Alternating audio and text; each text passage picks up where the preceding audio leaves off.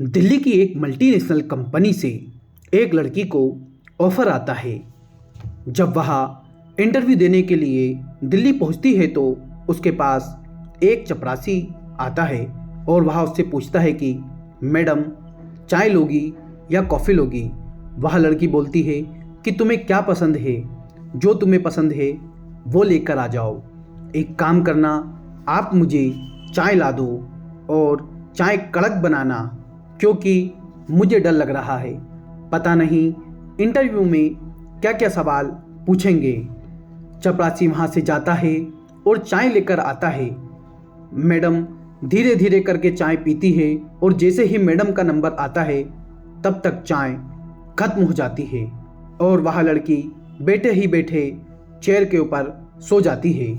तकरीबन 10 से 12 घंटे बीत जाने के बाद उस लड़की को होश आता है तो वह देखती है कि उसके शरीर पर कपड़े नहीं हैं। उसके सामने एक बुजुर्ग बैठा है जो उसके शरीर के साथ खेल रहा है। वह लड़की उसका विरोध भी नहीं कर पा रही है क्योंकि उसके शरीर में इतनी भी शक्ति नहीं है कि वह उसका विरोध कर पाए। वह बुजुर्ग जाता है और उस बुजुर्ग के बाद कोई और आता है। ऐसे करके 10 से 15 लोग उस लड़की के साथ संबंध बनाते हैं, लेकिन वह उनका विरोध नहीं कर पाती है। उसके शरीर में इतनी भी ताकत नहीं थी कि वह जोर से चिल्ला सके, क्योंकि उसकी चाय में कुछ मिलाकर पिला दिया जाता है। जब वह पानी मांगती है तो उसे पानी भी नहीं मिलता, खाना मांगती है तो खाना भी नहीं मिलता। वह कहती है कि कम से कम खाना नहीं, पानी नहीं तो तन ढकने के लिए कपड़े तो दे दो, लेकिन वह भी नहीं मिलते। उसे मिलती है तो सिर्फ मार। वह वहाँ से निकलने की बहुत कोशिश करती है, लेकिन 24 घंटे उसके ऊपर किसी न किसी की नज़र रहती है। उसे जब यहाँ वहाँ से बाहर नहीं निकल पाती तो जब वह यहाँ से बाहर निकलती है तो यह बात पूरे राष्ट्रीय राजधानी में फैल जाती है एवं वहाँ जिस प्रदेश से थी उस प्रदेश तक यह बात फैल जाती है और कोई भी इस बात पर यकीन नहीं करता है कि इसके साथ इतना दुराचार हुआ है। नमस्कार, मेरा नाम है नितेश राजपूत और आज मैं जो आपको कहानी सुनाने जा रहा हूँ, यह कहानी है दिल्ली राष्ट्रीय राजधानी के जीबी रोड के कोठा नंबर 68 की कहानी। यहाँ से निकलकर एक व्यक्ति अपने आवास की तरफ जा रहा था, जो कि दिल्ली के करोल बाग में रहता है। वह वहाँ से फ़ोन मिलाता है और कहता है कि हेलो, मैं अपना नाम नहीं बता सकता, क्या पर तुम रानी के भाई बात कर रहे हो? वह कहता है कि हाँ, मैं रानी का भाई बोल रहा हूँ, लेकिन आप कौन बोल रहे हैं? वो व्यक्ति कहता है मैं अपना नाम नहीं बता सकता, पर तुम्हारी बहन ने यह मैसेज तुम्हारे लिए भेजा है। वह दिल्ली के जीबी रोड के 68 नंबर कोठे में रह रही है। रानी का भाई बोलता है कि तुम यहाँ सब कैसे जानते हो? वह व्यक्ति कहता है कि माफ़ करें, मैं आपकी बहन से 3 से 4 बार मिलकर आ चुका हूँ और मुझे आपको यह बताने में बहुत शर्म महसूस हो रही है। रानी का भाई यह सुनकर फुट फुट कर रोता है, अपने माँ बाप के पास जाता है और अपनी बहन के बारे में सब कुछ बताता है। कहता है कि माँ, मैं कुछ भी करके दिल्ली जाऊँगा, वहाँ मैं अपनी बहन को लेके आऊँगा। वह लड़का सीधे यहाँ से दिल्ली जाता है और उस व्यक्ति से मिलने के लिए रिक्वेस्ट करता है जो करोल बाग में रहता है, जिसने फ़ोन किया था। वह व्यक्ति मान जाता है, दोनों मिलते हैं और समय का पहिया देखिए, वह व्यक्ति भी कोलकाता से था। दोनों बांग्ला भाषा में बात करते हैं। वह व्यक्ति पूरी कहानी सुनाता है और कहता है कि तुम सोच समझकर ही जो भी करना, सोच समझकर ही करना, क्योंकि यदि तुमसे गलती हुई तो तुम या तुम्हारी बहन की जान चली जा सकती है। वह व्यक्ति उसे समझा देता है। रानी का भाई वहाँ से निकलता है और सीधे जीबी रोड के 68 नंबर कोठे पर जा पहुँचता है। वह मैनेजर से कहता है कि मुझे लड़कियों के साथ समय बिताना है। धीरे धीरे करके उसे बहुत सारी लड़कियां दिखाई जाती है, लेकिन उसे कोई भी पसंद नहीं आती। वह कहता है कि मुझे कोई और लड़की चाहिए। पीछे से एक महिला बोलती है कि वो रानी नाम की लड़की को बुलवा दो, पिछले 2-2.5 महीने से उसकी डिमांड बहुत ज़्यादा है।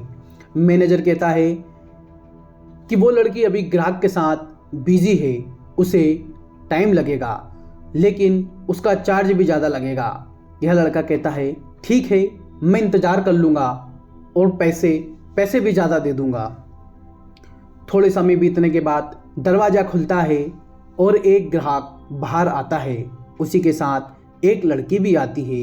यह लड़का अपनी बहन को देखता है और नज़रें झुका लेता है, कहीं यह राज बाहर ना आ जाए, इसलिए वो लड़की रूम में चली जाती है। उसके पीछे पीछे यह लड़का भी चला जाता है। दरवाज़ा बंद करता है। यह दोनों भाई बहन एक दूसरे को गले लगाकर खूब रोते हैं। रानी अपने भाई को पूरी कहानी सुनाना शुरू करती है। दोनों एक दूसरे का मुंह भी दबाते हैं क्योंकि कहीं रोने की आवाज़ बाहर ना चली जाए। थोड़ी देर बाद बाहर से दरवाज़ा खटखटाने की आवाज़ आती है। कहा जाता है कि जल्दी बाहर निकलो, क्या करने लग गए, तुम्हारा समय पूरा हो गया है, तुम 5 मिनट से ज़्यादा अंदर रहे तो तुम्हें डबल पैसे देने रहेंगे। लड़का दरवाज़ा खोलता है और पूछता है कि क्या हुआ। वो कहती है कि तुम्हारा समय पूरा हो गया है, जल्दी बाहर निकलो, नहीं तो डबल पैसे लगेंगे। यह लड़का कहता है ठीक है, लगने दो, मैं दे दूंगा, जितने पैसे लगेंगे उतने दे दूंगा, मुझे और समय व्यतीत करना है। फिर से दरवाज़ा बंद होता है और रानी अपने भाई को पूरी कहानी बताना शुरू करती है। वह बताती है कि भैया, कोलकाता के जिस मल्टीनेशनल कंपनी में मैं काम करती हूँ, वहाँ पर मेरी दोस्त है ज्योत्सना और मेरी इतनी गहरी दोस्ती है कि हम खाना भी साथ खाते हैं, चाय भी पीना हो तो साथ में पीते हैं, और बाहर भी घूमने जब जाते हैं तो साथ में जाते हैं।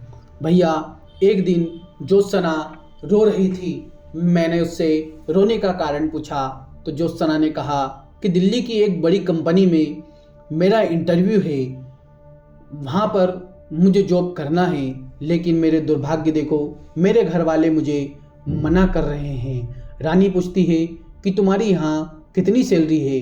वह बताती है कि मेरी यहाँ 35 से 40 सैलरी है और वहाँ पर 1 लाख रुपए मुझे मिल रहे हैं, और धीरे धीरे करके वहाँ भी बढ़ जाएंगे। रानी मन ही मन सोचती है कि क्यों ना मैं इस नौकरी के लिए अप्लाई कर दूँ। जब वह अपनी दोस्त ज्योत्सना को बताती है तो ज्योत्सना कहती है कि ठीक है, मेरे तो किस्मत ख़राब है, पर दोस्त एक काम करो, तुम इस नौकरी को ज्वाइन कर लो। ये रमज़ान है, ये तुम्हें दिल्ली लेकर जाएगा और जिस जगह पर इंटरव्यू हो रहा होगा वहाँ पर ये तुम्हें पहुँचा देगा। रानी उसकी बात मान लेती है और इंटरव्यू के लिए निकल जाती है। रानी इंटरव्यू देने के लिए जाती है। वहाँ से सीधे उसको कोठे पर ले जाया जाता है और उसके साथ एक के बाद एक व्यक्तियों के द्वारा संबंध बनाए जाते हैं। रानी को कुछ पता ही नहीं चलता है कि यहाँ सब क्या हो रहा है। रानी बहुत बुरी तरह से दलदल में फंस चुकी थी। वह अपने भाई को बताती है कि एक व्यक्ति आता था जो पश्चिम बंगाल का ही था, उससे धीरे धीरे नज़दीकियाँ बढ़ी, फिर मैंने उसको मनाया, वह व्यक्ति बड़ी मुश्किल से माना। इस प्रकार से रानी का भाई बाहर आता है और सोचता है कि मैं क्या करूं, यदि पुलिस के पास गया तो हो सकता है पुलिस इनसे मिली हुई हो। वह अगली बार फिर से ग्राहक बनकर जाता है और अपनी बहन को सारी बात बताता है। वह पूछता है कि बहन, अब तुम ही बता, मैं क्या करूं। उसकी बहन कहती है कि भैया, महिला आयोग के पास जाओ, वहाँ की अध्यक्ष है स्वाति मालीवाल, मैंने सुना है हम जैसी लड़कियों की वहाँ मदद करती है। उसका भाई दिल्ली महिला आयोग के पास जाता है और वहाँ की एक सदस्य किरण नेगी से मिलता है।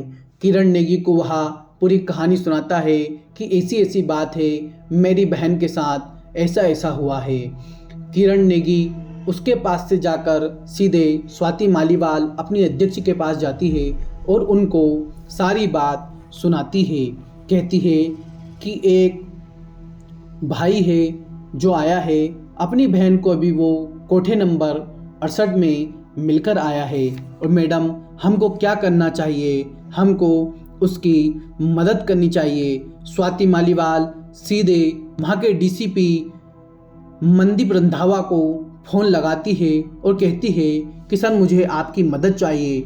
जीबी रोड पर 68 नंबर का एक कोठा है और वहाँ अपने को रेड डालनी है क्योंकि वहाँ पर एक लड़की फंसी हुई है जिसके साथ कई महीनों से गंदा घिनौना काम हो रहा है। उसे दिल्ली नौकरी का कहकर बुलाया गया था। डीसीपी मनदीप रंधावा हाँ कर देते हैं और फिर रेड की तारीख नियुक्त करते हैं। 9 अगस्त 2019 को सब मिलकर यहाँ पर रेड डालते हैं।